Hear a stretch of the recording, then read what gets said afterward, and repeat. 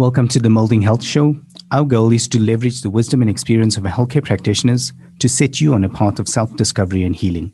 These insights, coupled with a multidisciplinary approach to each area of interest, should provide an invaluable resource to everyone looking for a better approach to health. Hi, everyone. So we're going to go on with the other modules within the private practice management series. Hey, Ingrid, are you good to go again?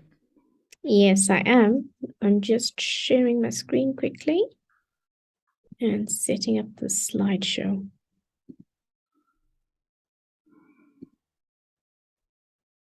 There we go. Okay, can you see my screen? Mm-hmm. Perfect. Okay, so the third module is all about looking at our marketing considerations for setting up private practice. I think that, most often than not, private practitioners have quite an angst about, how to market private practice. Where do I get my referrals from? How do I set up a good network of sources of referrals? And what we're hoping to do with this particular presentation is to just offer some sorts of advice and certainly options with regards to how you can approach marketing and marketing considerations. By no means is this like plug and play with regards to this is absolutely what you must do. I think that each practitioner is very different, and we all have different preferences and a taste for social media and how we want to market. So I would encourage practitioners to really just think about doing the stuff or applying the options that fit with them, and so that you can carry through authenticity, and as well as making sure that you can sustain the efforts that you start up. So with regards to the ethical guidelines around this, the biggest thing that comes up is advertising, canvassing, or touting, which obviously as private practitioners or healthcare practitioners, we're not allowed to do. So what does it actually mean for us when it comes to marketing and being able to get traffic or traction through the space in terms of securing new clientele? It's very difficult because, you can't, for example, take out an ad in a newspaper. I know that it is done in many different types of media, but, that's not necessarily the way that it was intended to be. As far as I understand it, you can actually just put down whatever type of practitioner you are. You're not even allowed to put down your name if you're taking out an ad, for example, and it should have a contact number.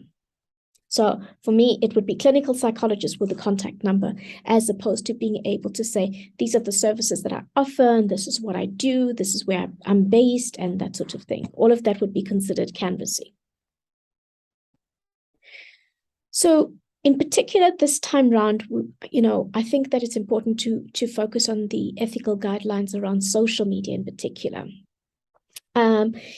Of late, social media has been the new way of marketing a practice. And I do think that it's important for us to be aware of what we are able to do and what we're not able to do with regards to social media. The first thing that kind of comes up in terms of social media is to be able to think about informed consent. We all are quite familiar with the term informed consent, which is that we need to be able to speak to patients and say, can I get your consent on this particular aspect? For example, if you want to use an ICD-10 code, you have to get written permission first. So that's informed consent. But the same applies to social media. So what that means is that you can't share information on social media if you are not getting an overall informed consent. The first point is about making sure that you are not sharing information if on social media where you haven't really thought through consequences. So often, the lay population will be able to, post a picture and make a comment, and there are limited consequences. For us, on the other hand, it is representative of both the profession that we are a part of as well as creating a perception out in the public, which we need to be very careful of. So if healthcare practitioners want to publish any information about patients, they would have to get written consent from patient prior to publishing. So case histories, photographs, all of those kinds of things in the media means that the general public can access it, and you don't really want patient to be identified by that type of data. If healthcare practitioners want to share information or data, as I mentioned prior, for the sake of diagnosis, then there needs to be informed consent. When it comes to social media, you have to make sure that the recipient of the information is not able to identify the patient from the data disclosed. So, the only exception to that would be, for example, if patient themselves went onto social media and disclosed their diagnosis. Obviously, we don't have control over what patient is going to do. I'll give an example. I have a client who recently wrote a book about her journey as a recovering alcoholic. So she put it out into the public forum, and identified as a recovering alcoholic. As much as she can say that, I'm not able to take to social media and publish something about her. It still is, I would need informed consent from her if I wanted to do something like that. Disclosure of information on social media needs to be kept to a minimum. And this is to protect the rights of patients. I think too often what happens is if we put out too much of information, we can't control the context of the information and how it's being received. So if you are going to put out stuff, I do think to do a generic rendition, even if you are speaking about somebody in particular, to make sure that patient is not able to be identified, as well as it's not too specific. Healthcare practitioners are advised to not interact with patients or potential patients on social media platforms. So, for example, you could have a Facebook page that is, where you can do postings about your practice, and inevitably you will have somebody who's asking for advice. You don't have context. You don't know the person. It's very difficult to make a full evaluation of that particular person without them coming into the therapeutic space. And I do think that it has it could have far-reaching consequences if you do offer advice. Most often than not, as private practitioners or healthcare practitioners, we do not offer advice. We offer suggestions, we make recommendations, but we don't really offer advice, because most often than not, if you offer advice, what comes along with that is accountability for the way that the person implements your advice. So, I would advise people to certainly stay away from being able to give patients or potential patients advice on social media platforms. And again, what that does is it brings up those ethical dilemmas that we talked about before. So this is not necessarily your patient. Your interaction is not governed or defined by the ethical considerations. So, this makes it really difficult. Providing health advice over social media to individuals with whom healthcare practitioners do not have, like I said, that practitioner-patient relationship with is discouraged, and should be done with the utmost discretion. The only time I would possibly engage is if, for example, somebody comes up on social media and they are asking for assistance, and it sounds like it is a crisis, then you would refer them either to the nearest hospital or support line, or their medical practitioner, somebody else that has the relationship with them. Okay, if you're not able to offer anything further than that. Sorry. Healthcare practitioners should not post their opinions, because what that does, excuse me, what that does is, it could possibly put these opinions on colleagues, and their reputation and the way that they conduct themselves in terms of their practices. And the reason for this is because we don't really want the public to lose faith in the healthcare profession. General ethical guidelines say that we do not undermine or bring our colleagues into disrepute. The same applies to social media. Healthcare practitioners are also advised to include disclaimers into their social media profiles. I think this is so important that you put in a disclaimer that we're not offering advice online without a therapeutic relationship, and also to actually say, this is my opinion, as opposed to I'm representing my profession, because I do think that that could then get you into trouble with your board, particularly if they're not of the same opinion. So what do we want to accomplish from this particular module? So our key lessons that we want to get across is, firstly, to know exactly how to market your practice, certainly, but also to know when is it enough in terms of the number of client referrals that you want, and how do you limit, or how do you stagger your marketing efforts so that you don't have a huge influx of patients that you can't service. I do think that it's quite important for us to be able to differentiate between what is a strategy versus a tactic. And then, taking that information, we want to be able to give you an opportunity to build your marketing strategy for your practice. And, the way to do that would be to be able to understand 12 simple and cost-effective marketing strategies.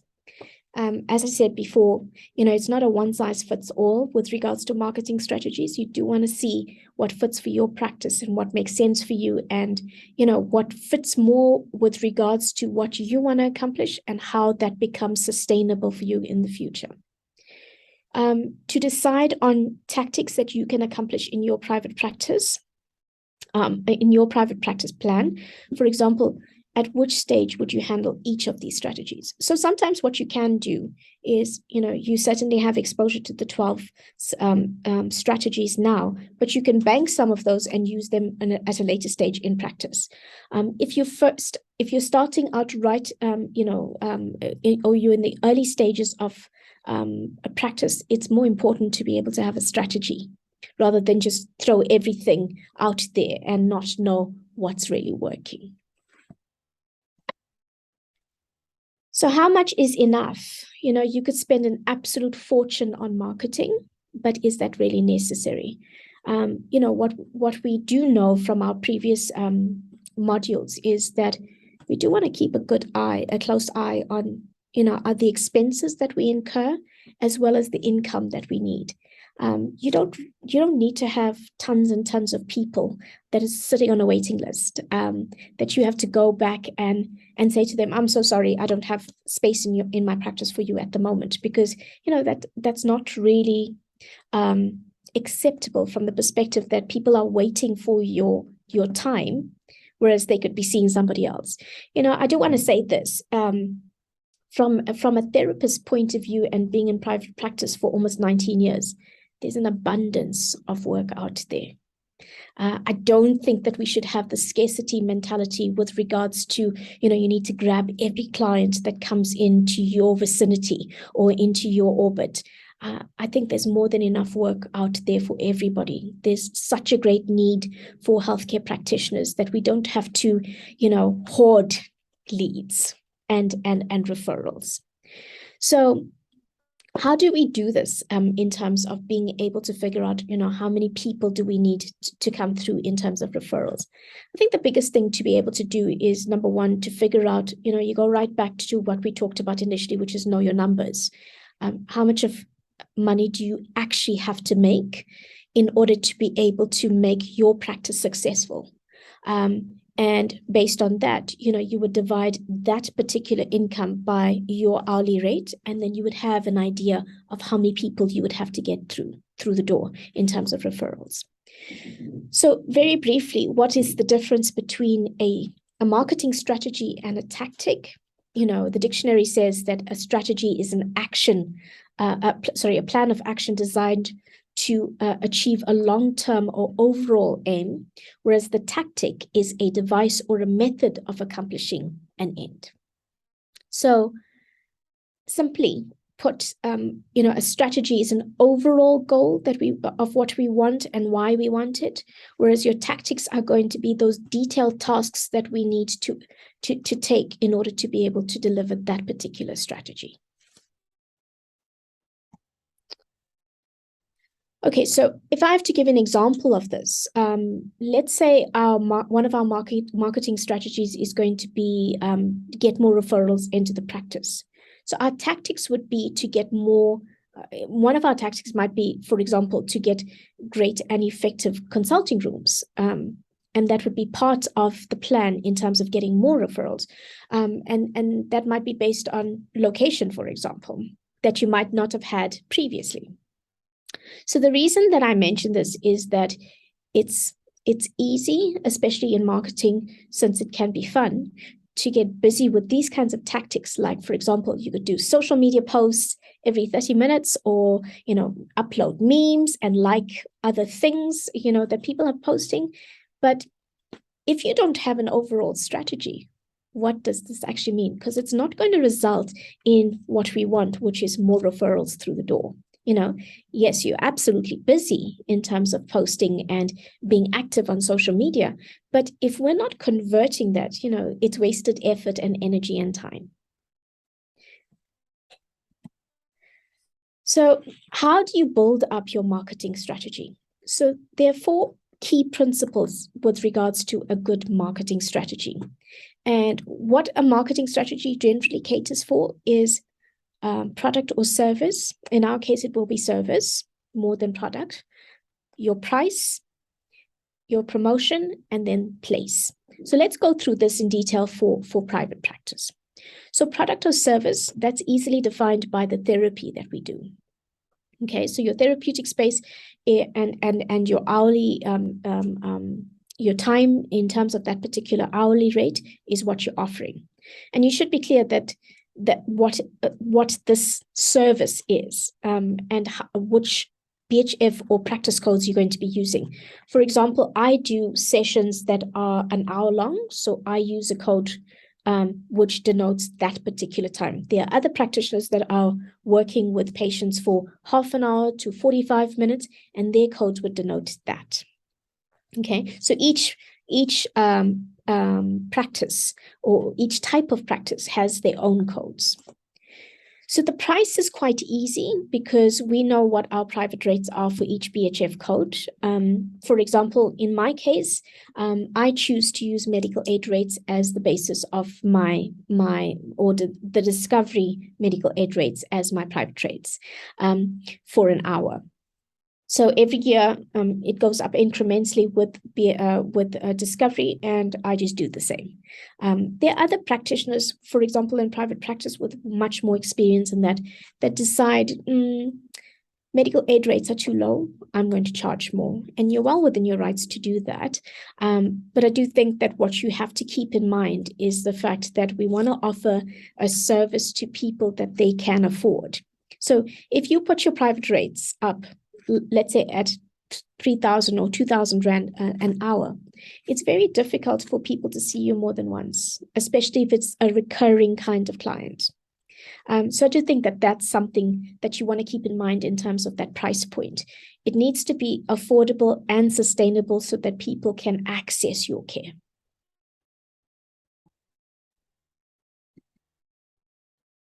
The place, so where should you be setting up private practice? This should be quite easy because it's limited to a geographic area of your practice. For example, I have predominantly people coming in from the Fourways area in Johannesburg. So my private practice is set up in the Fourways area. I've tried other areas. I find it very difficult to get my Fourways people to come across to any other area. They're quite spoilt for choice in terms of, oh no, Ingrid, we knew that you had private practice here. Why have you moved away? So setting up private practice in the geographical area is actually quite a good strategy to keep in mind. You don't want to make it difficult for people to access your care. So if you're if you are more than half an hour to 45 minutes away from your patients, it's very difficult for them to keep choosing you as their practitioner. At some point it becomes difficult to make their way to you. There is the online-based therapy that's available at the moment. And since COVID, we have certainly had a huge surge in terms of online-based therapy. And this can be factored in with regards to, how you want to run private practice. So, for example, you could have a combination of both, where you could be in person in the geographical area of your choice, or you could do some days online or half of the day online. So it just depends on how you would like to set up that. So the last part of the marketing strategy would be promotion, and we'll be spending time on with a view to how you would complete your strategy in terms of promotion. So when you're clear about these points and have gone through the marketing strategies in the model, you're going to have to write up your marketing strategy for your practice. And then that becomes your plan that you stick to, and then you could possibly add to as the need arises. So let's discuss some of the simple and cost-effective strategies for you to build the referrals you need in your private practice. So the first strategy is you want to be able to decide on the clients or patients you want to work with your areas and what your areas of interest would be. So, for example, as I mentioned before, I don't work with children. So I work with adolescents, the youngest being about 13, all the way up to older adults. So, that becomes my focal point. So everything that is done in my marketing strategy, for example, would be geared towards my target group. So I'm not going to be advertising, for example, in the nursery schools and primary schools, because that's not my target audience. Okay, so we covered this to some extent in Module 1, but we'll discuss finding your purpose and special areas of interest again. So in my experience, in terms of setting up private practice, I find that whatever you set up as your special areas of interest then brings you the abundance of those particular patients. So if you're doing something that you're not enjoying, whether you like it or not, it becomes your special area of interest, because there'll be a huge influx of patients. If you are accepting all of those patients, then that becomes your area of interest. So I do think that you have to be a lot more systematic and methodical with regards to picking those special areas of interest. It should be more of a personal choice rather than I'm just, dealing with the influx of people. That the strategy of dealing with whomever walks in through the door initially is possibly fine when you are setting up private practice initially. But as you grow and mature in private practice, you do want to be able to work with the people that hold your area, your interest. Personally, I find that when I work with people that are, with difficulties in my special areas of interest, I'm energized by it. Therapeutic work is not as draining and demanding because it is something that, I have a lot of energy to invest in. So it's important to be able to articulate this for yourself so that you can drive all of your marketing efforts into selecting or recruiting those types of patients into your practice. A nice way of being able to explain this is what we're actually talking about here is you need to come up with an avatar for the clients that you want to work with. So that particular avatar becomes representative of who you want to work with going forward. So strategy number 2 is understanding the hero's journey for your own clients.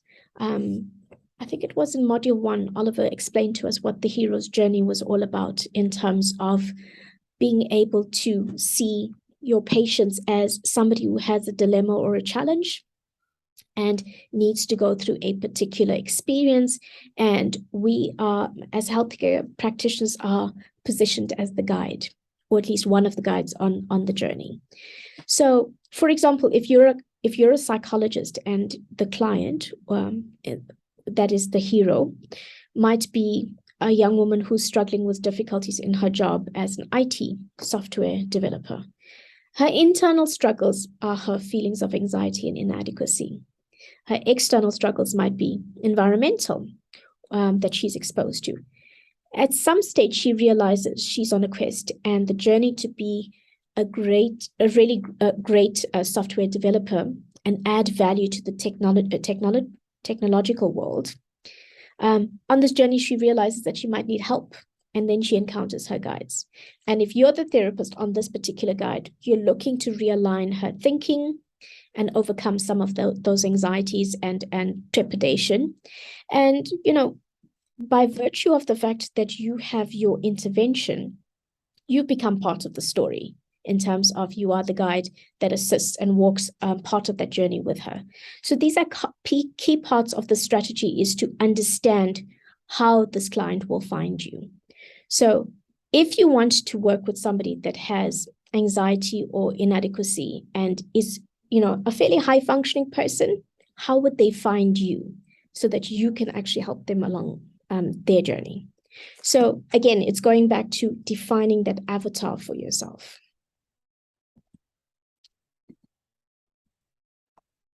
Oops.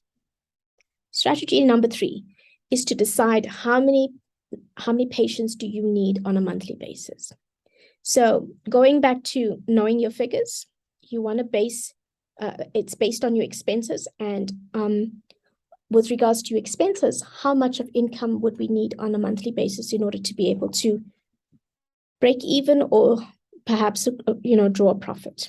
So the income requirement and the average value of a session. So for example, if you needed, if a psychologist charges 950 Rand per hour and needs an income of 40,000 Rand, you would need about 42 sessions for the month.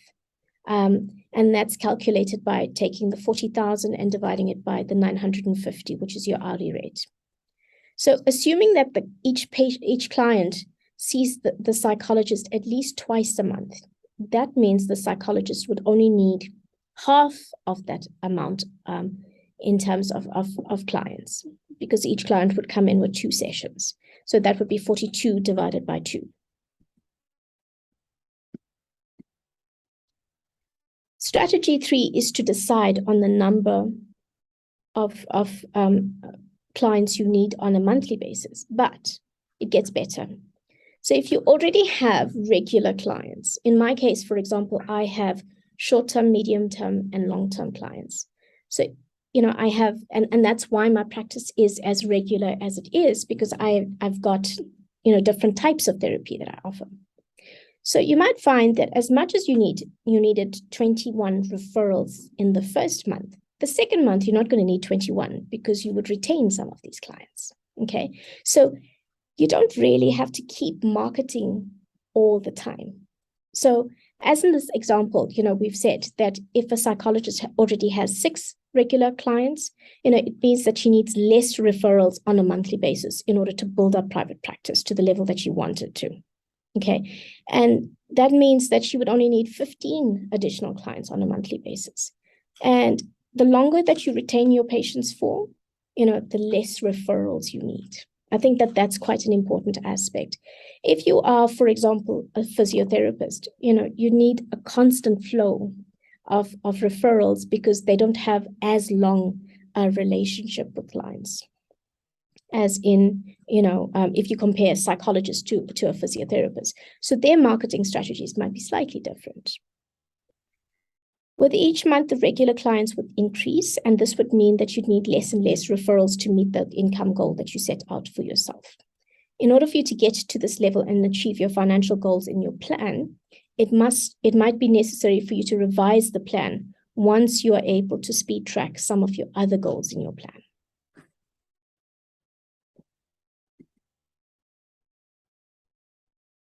Strategy number 4 is to be able to identify your power group. So what does that mean? If you think about a power group, it would be, for example, all of the people in your area, in your community, that would have a good chance of referring patients to you.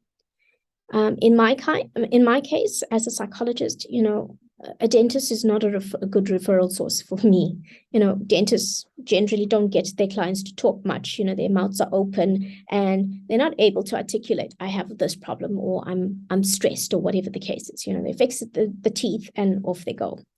So that's not really a good referral source for me. But for example, a GP or a psychiatrist or even a homeopath, because they have longer term relationships and the consultation involves speaking about the context of their lives, those people become quite good referral sources for me. So if you had to identify my power group, they would be part and parcel of my power group. So think about practitioners that have a good chance of referring clients to you. This can also be directly correlated to your areas of interest. So for example, if you have a special area of interest like eating disorders, dietitians, the psychologist works with a dietitian and occupational therapist, possibly a GP, psychiatrist, biokineticists are also part and parcel of that group of people that would be looking after patients with eating disorders.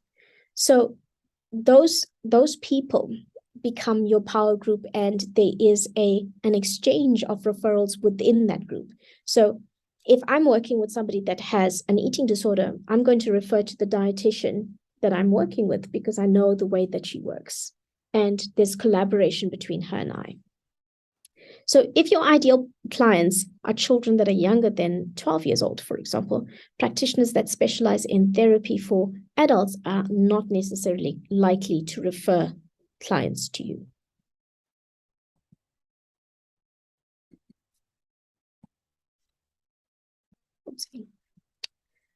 Okay, strategy number 5 is get great and effective consulting rooms. So you want to be able to find a space where you are firstly comfortable and your patients are going to be comfortable, but you also want to be able to make sure that there's support for your practice. So a nice analogy for this is, if you need water, you don't go try to establish a borehole in the desert, right? Because there's very little chances of drawing water. So in terms of consulting rooms, you want to pay attention to the fact that, it's easier to set up consulting rooms in a space where there are healthcare practitioners from your power group. So for me, to be in private practice with dietitians, psychologists, other psychologists, psychiatrists, a general practitioner, maybe even an occupational therapist, that would make sense. And the chances are that you're going to get those cross referrals that we're talking about. So it is important to note that when you're setting up consulting rooms, you have to pay attention to the Hbcsa rules around this. In particular, there are rules about who you can practice with, okay? So Hbcsa says that we cannot practice with people that are not bound by the same ethical rules that we are. So for example, alternative healers don't follow Hbcsa ethical guidelines. They have their own. So it's tricky if you're going to set up private practice, for example, as a healthcare practitioner with, let's say, a podiatrist who doesn't follow the same ethical considerations that you do. So it is important to keep that in mind. Why is it important to get rooms in a center with other healthcare practitioners? Like we said, it is, you have more of a chance of getting cross referrals in a setting like this rather than, just being out on your own. I do think that another point that comes up with this is that, you've got a support structure around you. Private practice can be really, really lonely. So it's nice to be able to have coffee with a colleague and, share some of these experiences. If it is a multidisciplinary team that you're working with a particular patient, it's wonderful to be able to just walk across the hall and have a chat quickly about what's going on with this particular patient, rather than having to pick up a phone or send an email. So In our experience, practitioners refer to other practitioners in the same hospital or in the same medical center. So those cross referrals generally stay in-house. There's no rule about it, but about this, but it is an observation. And it probably has something to do with the fact that we support each other in terms of those cross referrals in the same center. And, it's in the best interest of the client because of the convenience of coming to one center in order to be able to get the care that they need. A closing note on the idea of consulting rooms.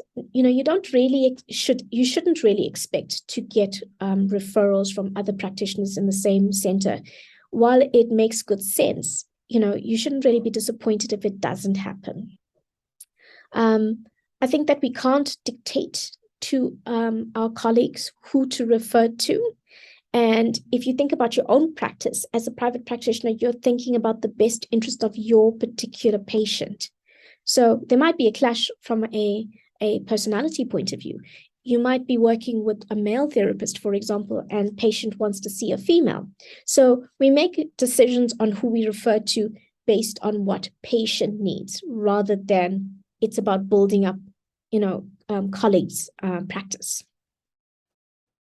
So it might not be fair if you refer patients to them and it's not reciprocated, but it's, it really is about, it's down to relationships and the circumstances of patients. So, it's good practice for you as a practitioner to be responsible for generating your own leads rather than feeling entitled to other practitioners sending you leads or referrals. Strategy number 6 is to be able to think about your brand. And, brand is a wonderful way, a wonderful word in the marketing section that we can spend, countless hours talking about how do you build a brand and, why is it important and that kind of stuff. But as healthcare practitioners, I think often what we do is we tend to kind of like sit under the umbrella of I am a psychologist and people ought to know what the brand of a psychologist is. As opposed to you need to be able to personalize your brand. If you are going to just expect that the community or the public know exactly what you offer, how do you differentiate yourself from your counterparts? So, there are a number of psychologists in the area that I practice in, but what makes me unique and different? That would be part and parcel of setting up your brand. So in our small world, the only thing that you need to consider is that your brand is how you want people to experience you, your services, and how they're going to talk about you to other people. At this point, I would like to say that developing a brand is so important because possibly one of your biggest referral sources that you don't pay for is word of mouth. And word of mouth is when your existing clients refer other people that they know to you because they've had such an amazing experience with you. So it's important for you to pay attention to how you want the public to experience you. It's also important to mention that a large part of your private practice experience, you are the brand since you are the only person in your private practice. So when you get employees and locums, they need to be able to work in the same way that you do. They can't be changing stuff. So it's good to be able to work with like-minded people. So also part and parcel of branding would be to be able to get a domain, a website and email for your private practice. It's important to have the consistency that we were talking about, as well as a professional picture for your private practice. In the online world, this means having a good or a great domain name, website, and email for your private practice. If you're a sole prop, it's important for you to be able to get your name out there because you're practicing under your name. So your domain name should be your full name. In my case, it's ingridnagia.com. Domain names can be either .co.za or it can be, in my case, .com. But for our current clients, I recommend the .com if it's applicable. The website is usually just the content that you, sorry, the website is just the content, the actual content when you go onto the domain on the web browser. So for example, if you go to ingridnagia.com, you'll get a profile about me, and you'll get an idea of how I run my practice. The email is tied to the domain name, so my email address would be ingrid@ingridnagia.com. But you can choose that to be anything. But for the purposes of being consistent, you do want to be able to keep that theme going through. Okay, strategy number 8 is to build a professional and effective website. And, you could spend a ton of money on a good-looking website, but it doesn't necessarily mean that it's going to be professional or that it's going to be effective. So you want to try and find the or a website. You want to establish a website that is firstly going to be representative of you as a practitioner.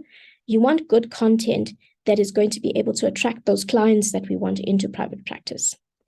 Professional in the sense that it works. Okay, you don't have to scroll up and down in order to be able to read what's going on. It must not be a website that has too much going on because people lose interest.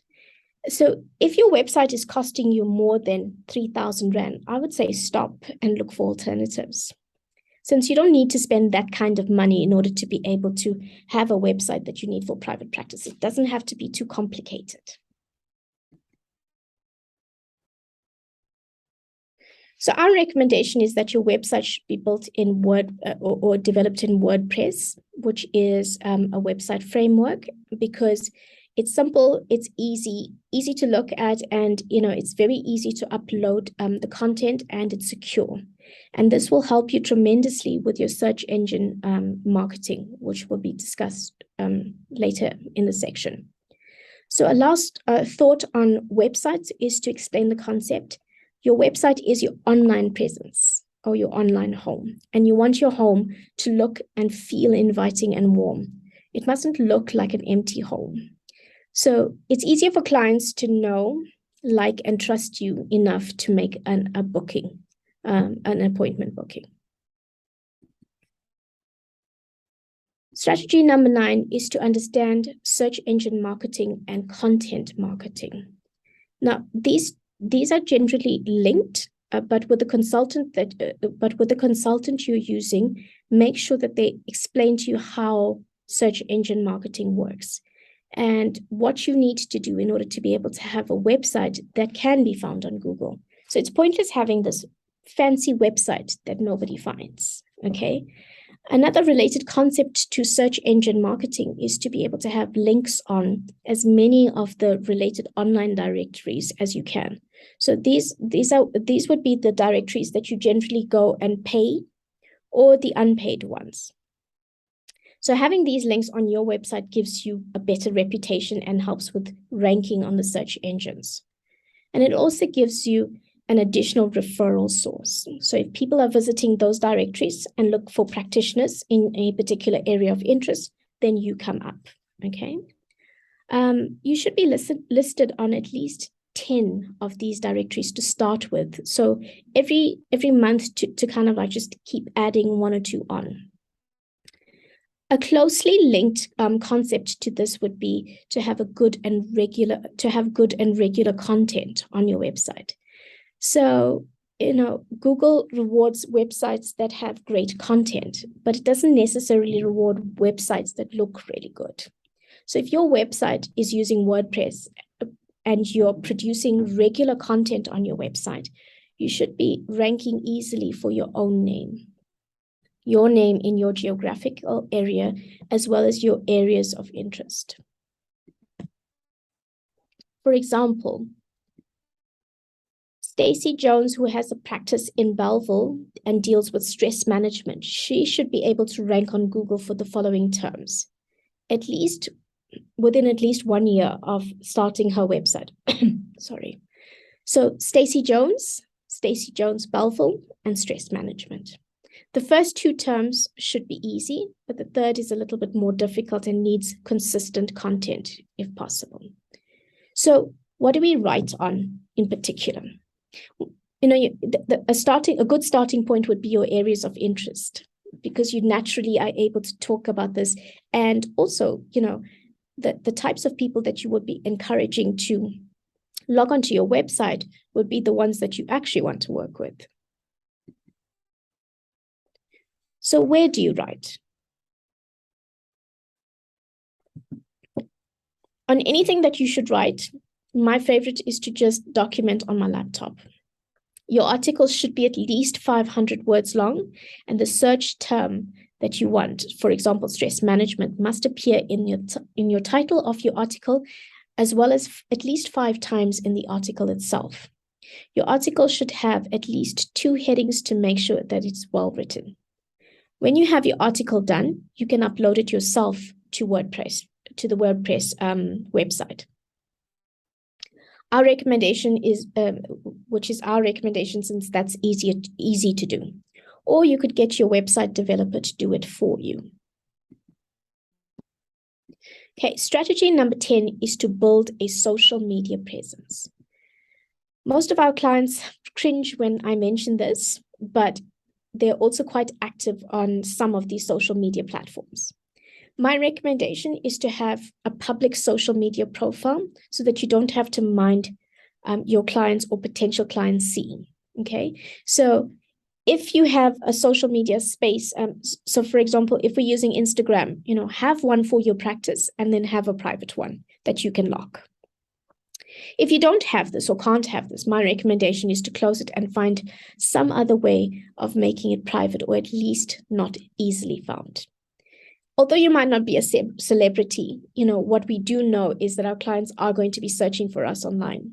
And if they come, you know, if they discover you on one of these platforms, they are going to, you know, send you a request to be added on or to follow you.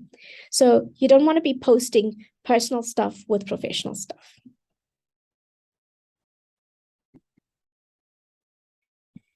Strategy number 10. I think you should also be aware of the fact that, you know, social media, the impact that social media has on people. So, you know, we do want to be careful about what we post on social media. So, you know, some popular examples of people that landed in way more trouble than they wanted to would be, for example, Penny Sparrow or Helen Ziller. So what do you post? You know, anything that's related to your areas of interest and things that would appeal to your patients is what you want to actually post. You want to be positioned as somebody, as someone that your potential clients would want to work with in that particular area of interest. I'll give an example. I have, as one of my areas of interest, is that I work with couples that are battling infertility. And very often I will think about an article or I would repost an article or anything like that. And my clients who have that particular difficulty will comment on it. So it's a nice way of being able to stay in touch with your population of patients.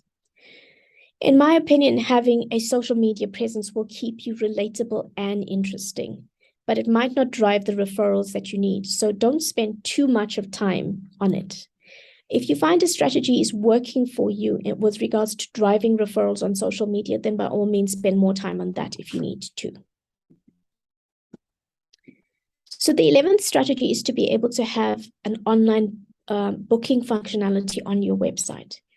You know, again, it's an item that makes makes some of our clients cringe, but it's also an item that confuses me. People or clients want easy ways or easy access to book sessions with you.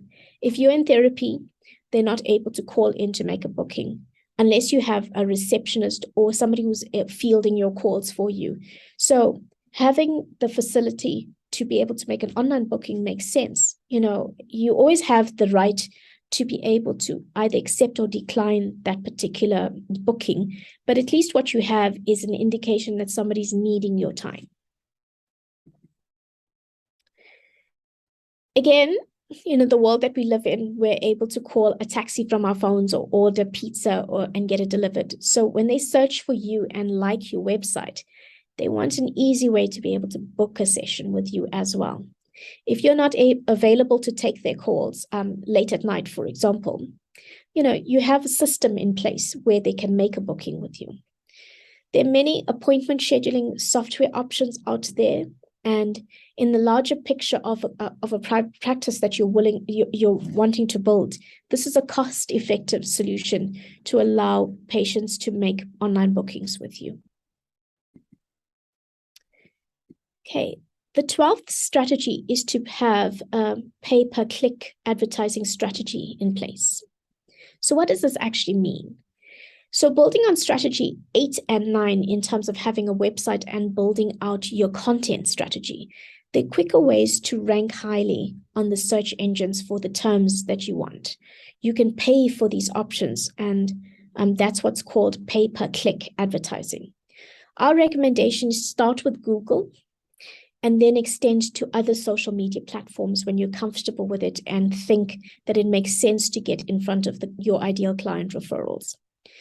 The really great advantage of pay-per-click advertising is that you can set a monthly budget that you can afford, and it can be as little as 500 Rand a month. You're not going to get an exorbitant amount that you'd have to pay at the end of the month.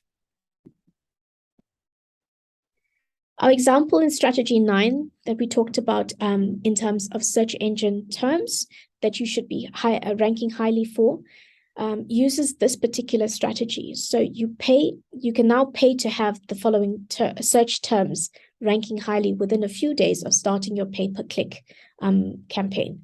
So Stacey Jones Belleville, as well as search stress management. You could search for stress management, for example, in Google, and you were the first entry on Google, so you'd get 41% of all search entries.